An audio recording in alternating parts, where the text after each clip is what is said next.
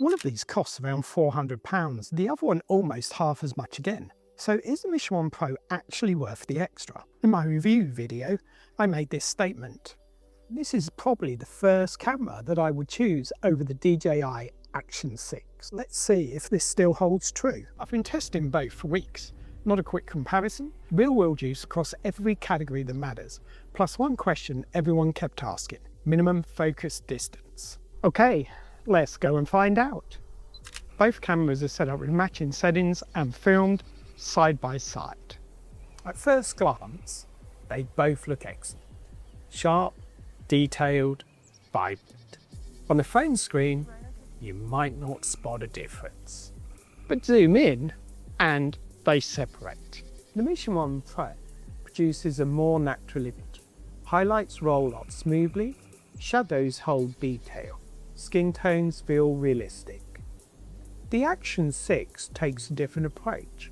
More punchy, more vibrant, stronger sharpening straight out of the camera.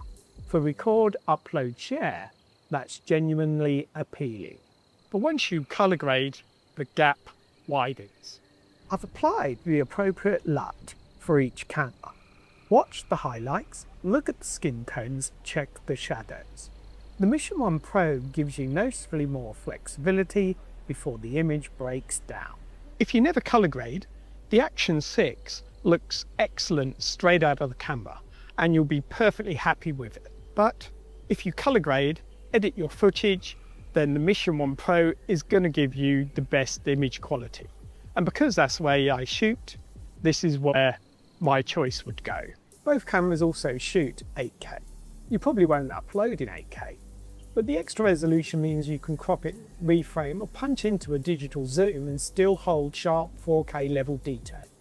The Mission 1 Pro has a minimum focus distance of around 60 centimeters. The Action 6 is around about 20 to 30 centimeters. Filming landscapes, cycling or mounting on a helmet, you'll never notice. Everything's already beyond that distance. If you're filming on a selfie stick like I am, that probably isn't going to make a difference.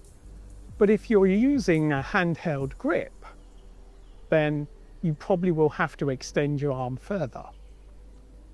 Doing a close-up on a subject, then Mission 1 probably isn't the camera to use.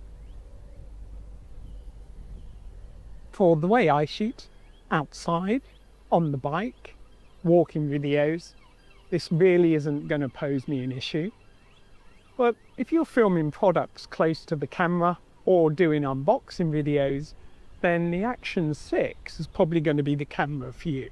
This one genuinely comes down to what you film. Okay, so I'm adding this in extra because I watched a few videos and people are saying at 60 centimeters that you look too small in the frame. So there's a couple of things to consider here. One is if you record in 8K, you have plenty of room to copy in. And the second one is that you also have the 2x lossless zoom. Now this is at 60 centimeters. Personally, I don't think this is an issue at all, but I've seen a load of people online making a big deal out of this. Now for the test that genuinely surprised you. With stabilisation, I expected them to be difficult to separate, but then I mounted them on the bike. I've tested from the handlebars from the rear wheel. That's where vibration's worse. As you watch, don't just look at the smoothness, watch the corners of the frame, look at the micro jitters. Notice how each camera reacts when the surface changes. Both are at with smooth roads, there isn't much between. But once the terrain got rough, I kept reaching the same conclusion. The Mission 1 Pro absorbs the vibration more naturally. It feels calmer, less processed, and the reason I reach for the Mission 1 Pro more often. So far, the Mission 1 has impressed in every category. But we're now about to hit two categories where the Action 6 has a chance of hitting back. That's the slow motion and the low light. Slow motion is one of the big reasons that people buy an Action camera. They both produce fantastic results, but they both go about it in different ways. Please watch the water, look at the texture, see how much detail survives once everything slows down. Pay attention to how natural the motion feels.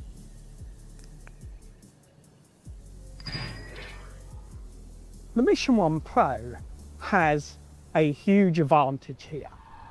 With 240 frames per second continual recording, the Action 6 simply can't match this.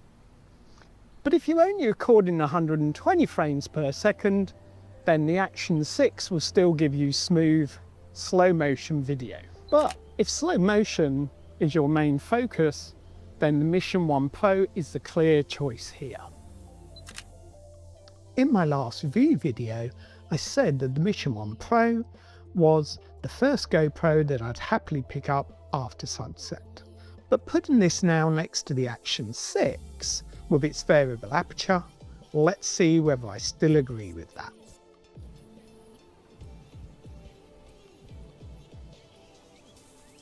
With these two images, the Action 6 is trying too hard to widen the image. It nearly makes it look like it's baby. But as you can see, the street lamps are still on, and there is the sun starting to come up in the background. Whereas the Mission 1 Pro leaves this looking more natural. And also, if you look at the side by side with skin tones, the Mission 1 Pro has done a much better job.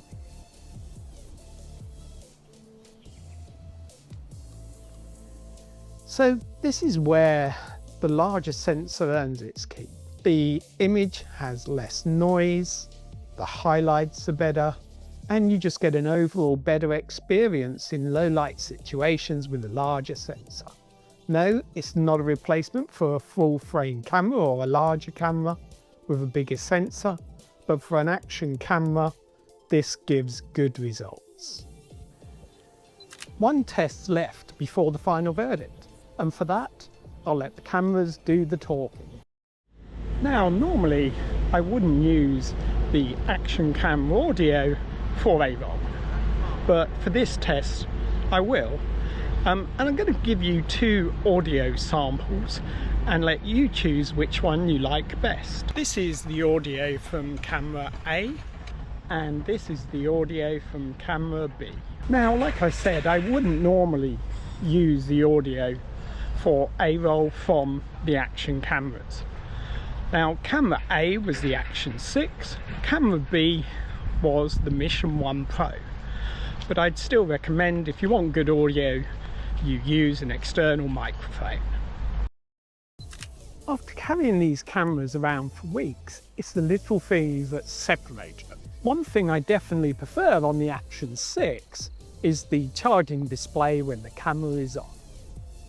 Now, one note for both cameras is, if you're going to use 8K, be prepared to have lots more storage, as the file sizes are going to be quite large.